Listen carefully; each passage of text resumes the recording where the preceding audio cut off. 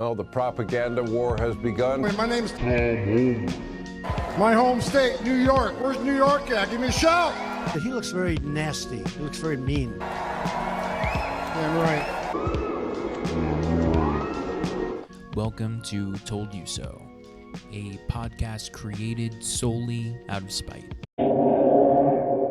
This is episode 3, and it's a continuation of our ongoing series, Nightmare Blunt Rotation, which is exactly what the second Trump administration is shaping up to be, whether that be cabinet officials that need to be appointed by Senate, people in Republican leadership, or people that just seem to be hanging around. Everyone, for the most part, has their issues that could potentially create massive problems down the line.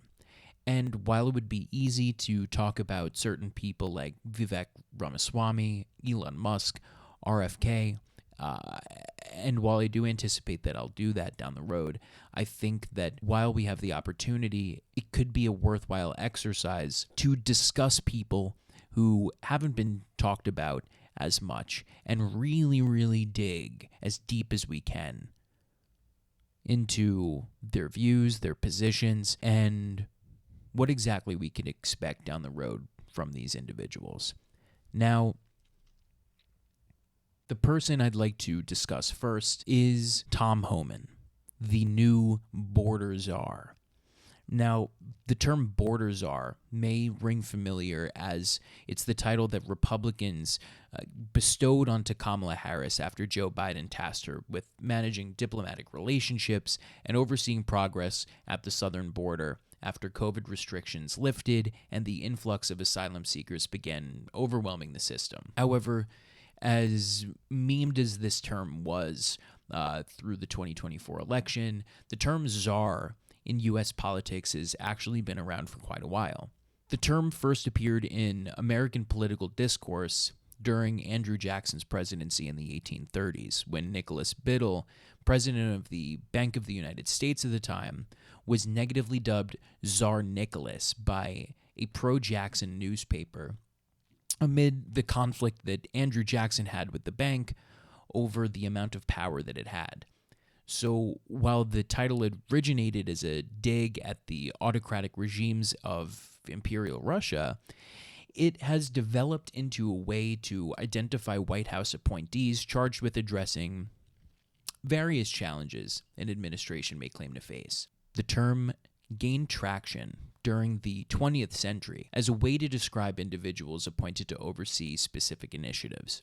During World War I and World War II, figures like Bernard Baruch, who chaired the War Industries Board, were dubbed Czars for their role in managing wartime production resources.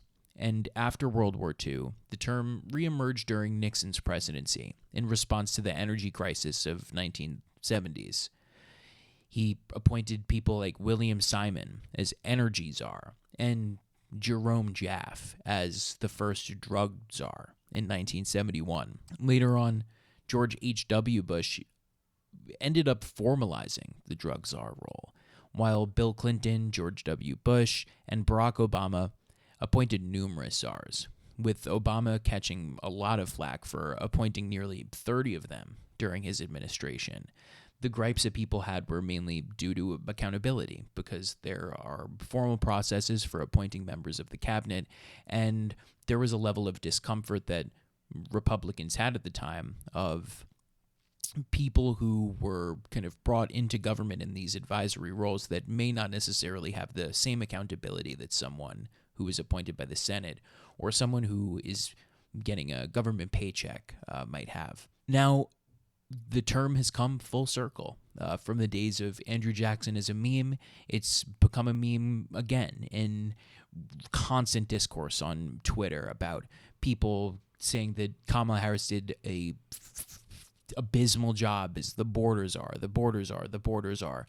Trump said it repeatedly in trying to pin the issues of our immigration system and our southern border on Kamala Harris.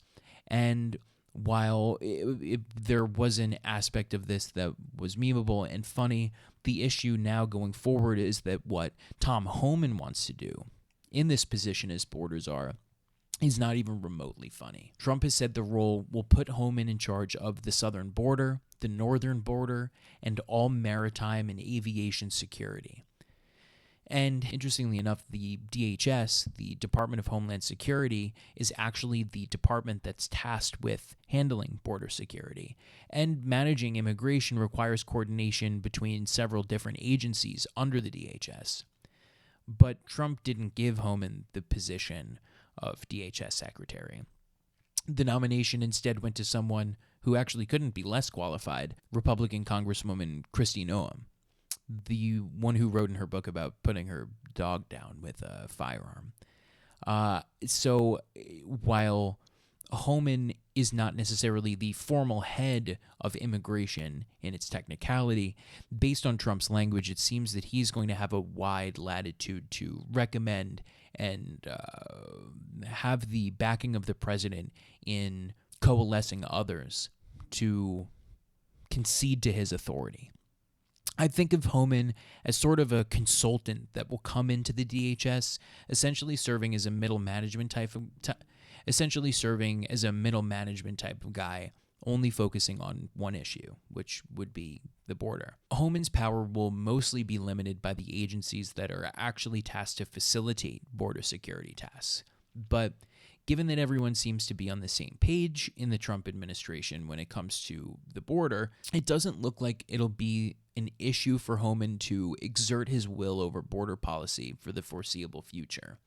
His role will likely involve making recommendations, potentially leading a team of people, and working directly with other Trump cabinet members tied to the border. Now, who is Tom Homan? There's no doubt qualifications, unlike a lot of Trump's other picks, aren't a problem here.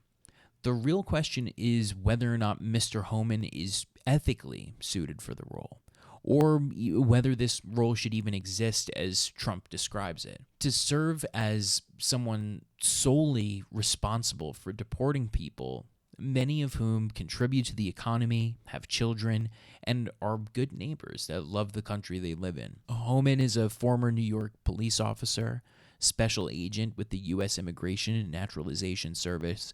He was stationed out in Phoenix, as well as a supervisory special agent and deputy assistant director for investigations at ICE. He was executive associate director of enforcement and removal operations for ICE under President Obama. And he's the first Border Patrol agent to become acting director of ICE, a role he first assumed during the first Trump administration. He has worked under 6 presidents during his 3 decades in law enforcement, and he himself has said that all of them have promised to improve border security, but that Trump is the only one who has been able to get the job done. I've worked for 6 presidents, starting with Ronald Reagan. Every president I've worked for said they're going to secure the border. President Trump actually did it. And I find this a bit ironic, considering that Obama actually deported more people than Trump. So I'm questioning what exactly is he alleging here? That deportations are not actually the most crucial aspect of border security? And if that's the case, then what is? And why has his rhetoric and actions been primarily geared towards mass deportation? According to DHS figures, Obama averaged more than 382,000 removals per year by government order during the 8 years of his presidency, for a total of nearly 3.1 million people. Trump averaged 300,000 removals per year, for a total of 1.2 million. But interestingly enough, with all of the controversy that Mr. Homan has already received in being appointed this position, and all of the terrible, despicable rhetoric that he has espoused that we'll definitely get into, Obama presented Homan with the 2015 Distinguished Presidential Rank Award, which is the nation's highest civil service award. He himself has said that 1/3 of all women at the border get raped, and that turning a blind eye to the border would result in an increase of child mortality. It's clear that he has definitely been shaped by some pretty fucked up things that he's seen, and he's testified in front of the House committee saying So I get there. I'm walking around the back of a tractor trailer with 19 dead aliens at my feet, including a 5-year-old little boy who suffocated in the back of that tractor trailer. And I had a 5-year-old at the time. I didn't sleep for 3 days. I think it's important to note that coming after Homan is not an endorsement of the illegal and predatory relationship that the cartels have with disadvantaged people in terrible, desperate situations. And it's important that we're able to highlight the terrible actions of criminal cartels in Mexico, but solve these problems ethically and with human compassion. There's no benefit to curing cruelty with even more cruelty. We've talked a little bit about Homan's prior experience working under Trump. How did that manifest back in the first Trump administration? Trump has seemed to take an extreme liking to this man, and he's previously called him out of retirement, and again is now plucked him from the private sector. In 2017, Trump praised Homan by saying something that seems like I would find out of a spell book for witches, where he says, "He looks very nasty. He looks very mean. That's what I'm looking for." They said, he looks very nasty. He looks very mean. I said, that's what I'm looking for. Homan championed a zero-tolerance policy that caused more than 5,000 children of immigrants to be separated from their parents at the U.S. border in 2018.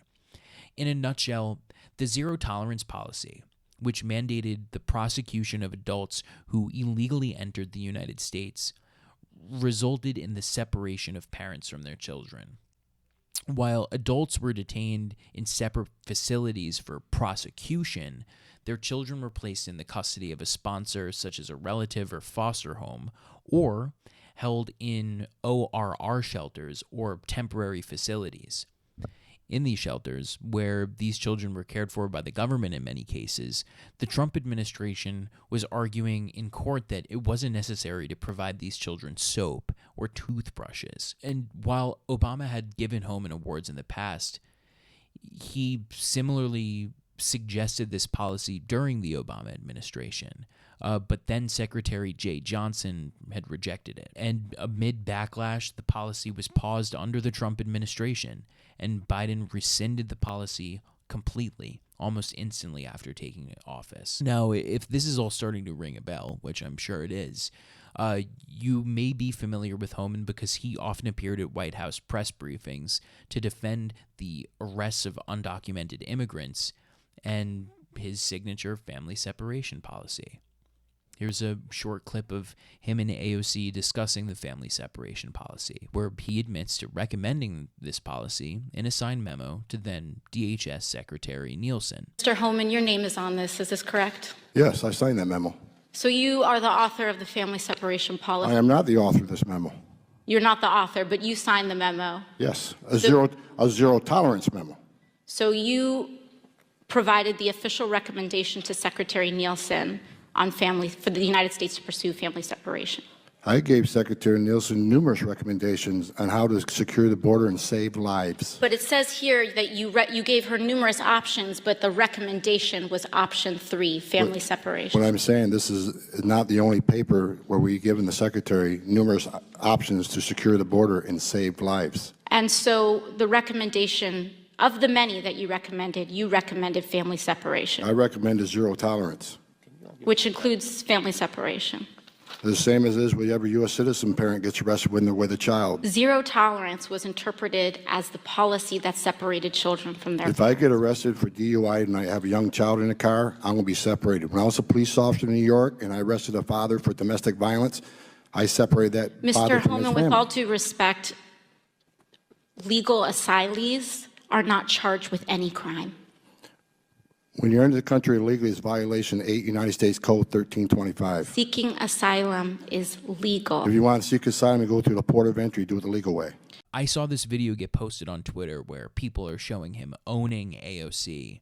And when I look at this video, I don't see that because there are a few issues with a lot of the things that he's saying here. Homan's analogy where he equates the separation of immigrant families at the border to the temporary separation of U.S. citizens from their children during criminal proceedings, like a DWI arrest, is problematic for a few reasons. First, in criminal cases involving U.S. citizens, separations are often brief, with established systems facilitating reunification, on top of the fact that, more often than not, in two-family households, both parents aren't arrested at once, and by some crazy chance that they are, many have family and friend support systems within the country to help raise children, as well as a foster care system, which is obviously riddled with problems, but much better than being held in a cage, being denied things like soap. Family separations have led to prolonged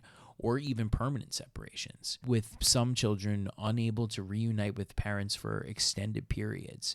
And as of April, there were still about 1,400 children without confirmed reunification. United States citizens benefit from legal protections like the right to due process and legal representation.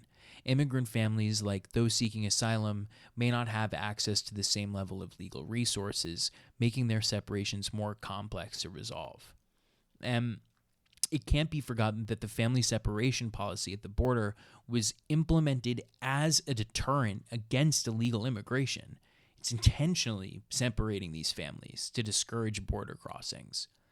Conversely, separations resulting from criminal proceedings are incidental outcomes of enforcing laws. They're not deliberate strategies to deter behavior. And he himself has said most parents don't want to be separated, and he's argued that this fact made separation an effective tool for immigration enforcement. He said, "I'd be lying to you if I didn't think that it would have an effect." And lastly, children at the border have faced significant trauma, with reports of inadequate care and difficulties tracking and reuniting families. U.S. children have things like child protective services and family court to protect their interests. So when Tom Homan wants to compare things that at their face seem kind of similar, but when you dig into the context of how these things occur, the logic just does not hold up, and the cruelty behind it is indefensible. What else has he done? Beyond the family separation policy, what has he done? As acting ICE director, he increased worksite raids and arrests after a memorandum from Trump that lifted Obama-era directives on ICE's enforcement priorities. During the Trump administration's first 100 days, ICE arrested more than 40,000 immigrants, including about 1,800 in Arizona. And a third of those arrests in Arizona had no criminal record. And while he was ICE director, he attacked a local sheriff's office in California that was dealing with wildfires at the time. And he alluded to the fact that the Migrant may have had something to do with the fires. Because why else would you make a statement about immigration in the midst of a wildfire crisis if you're not trying to kind of insinuate that there's something nefarious and some sort of connection there? If he wasn't speculating as to the migrant crisis had something to do with these fires, it's just A, distasteful, and B, it's like, why even open your mouth? Like many people in the Trump administration, he only lasted a few years, whether that be because he was just absolutely exhausted from the ongoings of the administration, or because he just wanted to use his government position to get rich. He became a Fox News contributor in 2018, and he joined the Heritage Foundation, a conservative think tank, in 2022, where he later contributed to Project 2025, a plan where the immigration policy proposes mass arrests, detentions, and deportations nationwide. He's authored several pieces for the Heritage Foundation.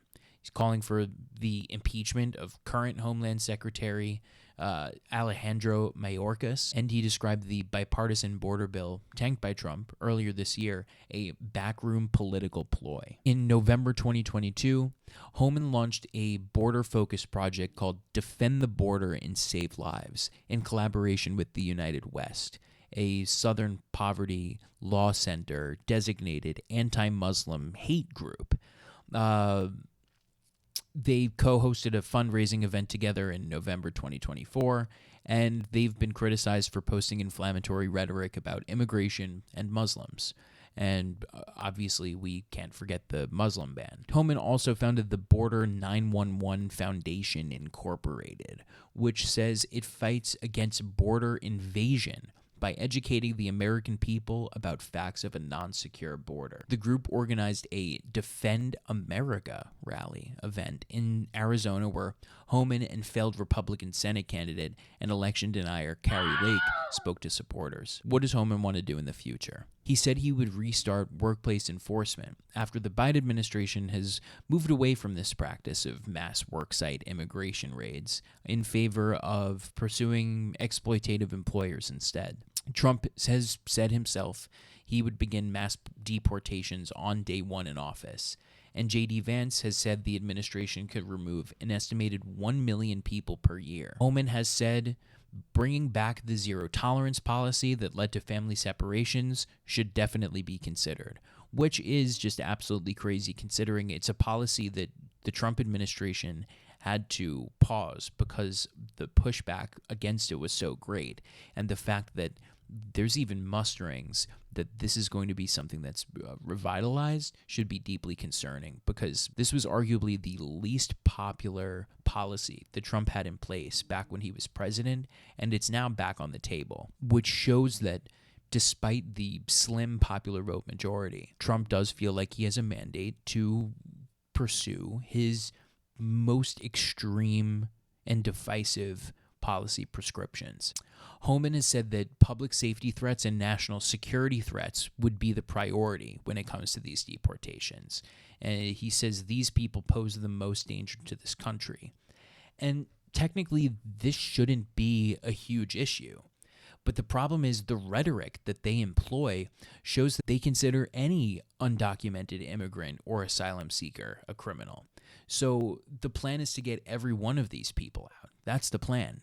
And that will have major economic and ethical implications that we'll discuss. But he said, Now, I'm going to say, if you're in the country illegally, you shouldn't feel comfortable. Absolutely not. I won't feel comfortable if I'm in the country illegally. If I'm in some other country illegally, I'm not going to be comfortable. You shouldn't be comfortable either, because when you enter this country illegally, you have committed a crime. You are a criminal, and you're not off the table.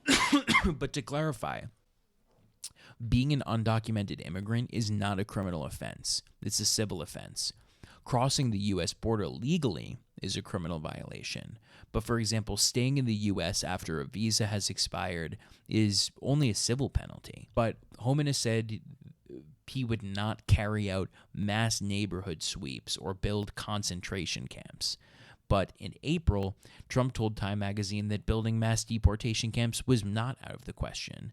And at this level, Trump is the boss, so I'm going to defer to Trump. And if he's saying that that's not out of the question, it doesn't seem like Tom Homan would be the guy that is going to fight against anyone concerning a more hardline position on immigration. Homan made a recent appearance on 60 Minutes where he was asked if mass deportation could be done without separating families, and he said families can be deported together, suggesting that children who are U.S. citizens but with undocumented parents would have to go with them. When 60 Minutes pressed him on this, asking why a child who's an American citizen should have to pack up and move to a country they don't know, he said, because their parent absolutely entered the country illegally, had a child knowing he was in the country illegally. So he created that crisis. And even as of the day that I'm recording this, Trump has given an interview saying that they are looking to rescind the facet of the 14th Amendment that grants citizenship to anyone born on U.S. soil. This is something that we'll definitely get into in a later episode, but something to keep in mind that the definition of citizenship is malleable to the Trump administration. The definition of criminal behavior is malleable to the Trump administration. And they will alter this definition to suit their needs to carry out these hardline immigration proposals. Trump has said that he would use the National Guard to round up migrants and invoke the Alien Enemies Act, which is a 1798 law that allows the president to deport any non-citizen from a country that the U.S. is at war with. Which is insane because it's like, well, does Trump consider us at war with Mexico? And if he does, What does that say about our relationship with Mexico, who is one of our largest trade partners? Trump has also pledged to shut down the CBP One app on his first day in office. The CBP One app is an app that serves as a digital tool to streamline and manage aspects of border entry and asylum processes.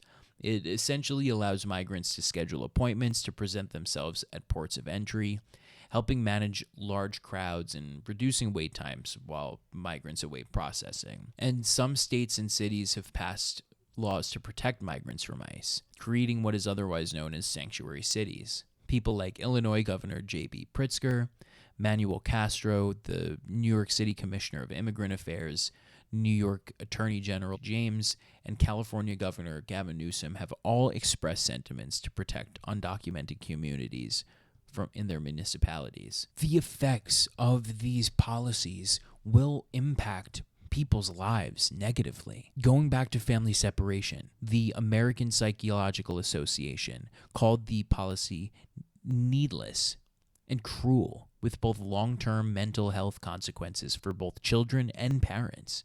And it also just contradicts American core values, such as dignity and social justice and the importance of human relationships. The UN has condemned such practices as arbitrary interference of American life, as it interferes with the fundamental right to family unity protected under international civil rights law. And these are people who are not coming here to cause discord. But these are people who are here fleeing violence and persecution. As I previously mentioned, the U.S. has had a systemic failure to track separated children or ensure timely reunification. And this will just leave the United States open to lawsuits alleging personal injury claims and due process violations, which are not only a massive waste of taxpayer money, but a stain on our country's history. Millions of people live in mixed-status households, with about 4.4 million U.S.-born children living with at least one parent who is not in the country legally. 4 million mixed-status families include 8.5 million U.S. citizens. If mass deportation occurs, median household incomes for these families could drop by 47%, which would push many of these people into poverty. Immigrants' rights groups have warned that these deportations could hurt the workforce for jobs in agriculture or the service industry such as hotels and restaurants. Undocumented immigrants make up a significant portion of the workforce in sectors such as hospitality, agriculture, and construction. 73% of U.S. farm workers are immigrants, with nearly half being undocumented. Mass deportations can lead to unharvested crops, reducing agricultural output, and increased food waste. Similarly, the hospitality industry, where 30 to 40% of workers are foreign-born, would struggle to fill positions, exacerbating service delays and closures. Mass deportations could lower GDP growth by 0.4 percentage points in 2025 alone, and potentially eliminate net economic growth over Trump's entire next term under more extreme scenarios, with inflation being the number one issue for many people going into the 2024 election. It would only serve to drive inflation higher as employers raise wages to attract domestic workers to fill labor gaps. Undocumented immigrants contribute billions of dollars in taxes annually. $46.8 billion in federal taxes and $29.3 billion in state and local taxes in 2022 alone. Their removal would reduce government revenues while increasing social safety net burdens due to the economic hardship faced by mixed-status families. Mass deportations could also paradoxically harm native-born workers as well. For every million unauthorized immigrant workers removed, approximately 88,000 U.S.-born workers lose their jobs due to the interconnected nature of the economy. Mass deportations could only further serve to destabilize countries like Mexico, which could end up just fueling migration pressures or create new humanitarian crises at the border, which can, again, just create an even larger influx of people coming into the border illegally or looking to gain asylum. Family separation only served to degrade U.S. public perception abroad as well. To see these children in cages and to see the way that our justice system was handling this issue and to have that broadcast on an international scale personally was one of the most embarrassing moments in being an American in my life, truthfully, because there was no choice that we had but to stand idly by as these grave injustices were happening in our very own country. For what? Not to achieve any sort of economic benefit, but to achieve this kind of cultural win that has been manifested for decades and decades in different forms. And the fact that it has culminated in this way after we had previously put Japanese citizens in internment camps, you'd think we would have learned our lesson in some way. And in a sense we did, because the mass outrage that came against this policy had caused the Trump administration to pause it.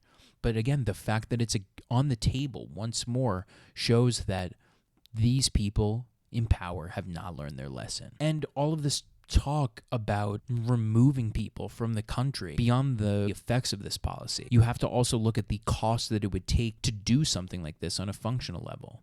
It would cost hundreds of billions of dollars to do exactly what it is that they want to accomplish. And when we are a country in tens of trillions of dollars in debt, it is imperative that we do things to lower the national debt, to bolster the United States economy, and to make us stronger as a nation.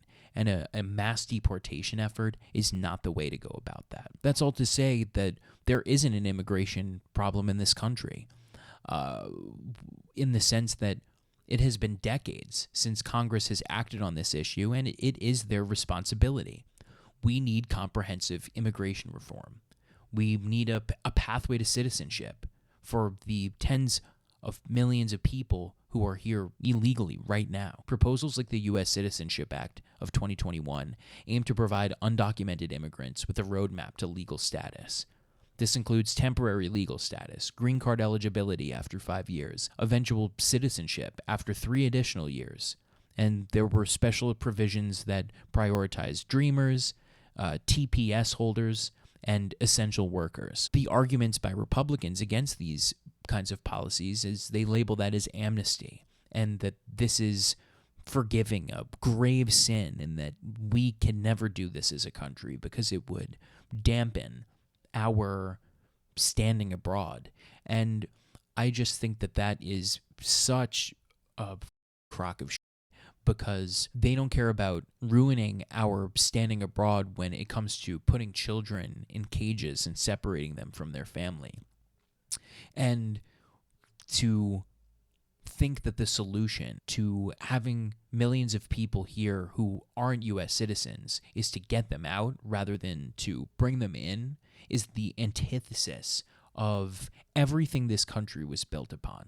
And while, again, we've had our waves of anti-immigrant rhetoric that has come in many different forms, when it's all said and done, this country was founded on being a safe haven for people who are downtrodden to come and make a new life for themselves. And to essentially spit in the face of that doctrine is the most un-American thing that I could possibly think of as someone who is descended from immigrants, as millions and millions of others were. To think that now you and your family had your bag and now it's time to put an end to it is the type of thinking that only spurns American ingenuity, and it's disgusting. We have to clear backlogs. We have to recapture unused visas. We have to increase caps for employment-based and family visas. For example, the Biden administration had proposed expanding H-2 visas to address labor shortages in industries like agriculture, while also ensuring protection for legal workers. It's a balance that needs to be stricken, and there's no reason that it can't be. We need to look at this from a humanitarian perspective. We have to address the root causes of migration through things like foreign aid and regional partnerships. There are other countries and actors involved here, and we can't act unilaterally in a bubble and think that that solution is going to answer all of our problems. We have to communicate strongly with Mexico, who, if you do actually look at the numbers, have been doing a lot to curb the inward migration into the United States on their own accord. And it's something that the new president has been vocal about working on and bolstering. And to ruin our diplomatic ties to this country for the sake of political rhetoric and to accomplish a racist policy only benefits the slim amount of people in this country that do support this kind of thinking. And as I said before, it has been decades since Congress has acted on the issue of immigration. We are approaching the year 2025, and technology continues to advance at an exponential rate. While the CPB One app is a good start, there are people who have complained about the litany of issues that have arisen when people have been trying to use that app. We need to make sure that the technology that we're putting out there to facilitate these things and being easier is actually user-friendly, is available to people in a way that the barriers of non-access to certain technological advancements can be overcome. We need to increase our surveillance technology at the border. We can use facial recognition for identity verification, and obviously these come with privacy caveats, and there are alleged racist elements that are littered in the code that come with these facial recognition technologies. It's not to say that we can't put our best foot forward to try and improve them and to try and make our country a safer place, but also streamline our immigration process so people don't have an excuse to harbor this racist rhetoric any longer. If we can make the process easy, simple, but safe, there is no excuse anymore. And that should be our goal. That should be our goal. And there shouldn't be a reason why the hundreds of members of Congress that we elect to represent our interests aren't intelligent enough to figure out some way to come together on this issue in a way that benefits not only American citizens, but the people that have been living in this country for decades. So what I would say to people like Tom Homan, who creep around on this issue and only use their media appearances to further divide us, I would ask them to actually look at the numbers beyond their own jaded opinions about how they think the system should work and how people should live their lives, and look outward and see that beyond this rhetoric, the people who are being targeted are people who are just sacks of meat like you and I, and we are all living on planet Earth together, and the laziness of our politicians in not wanting to have a solution in order to create an issue to run on is not going to be something that is tolerated any longer. And we will get into immigration as the weeks go on. But if there are any questions you have about Tom Homan and how he plans to run border policy in the United States, please leave a comment below, and I'll most certainly go over it in the next episode. But until then, like, subscribe, leave a comment telling me how you thought this video was, if it was informative, if I could have gone a little bit deeper into certain things. I'm always looking to get your feedback and see how it can improve in every episode. With that, stay vigilant, stay informed, and I will see you next time on the I Told You So podcast.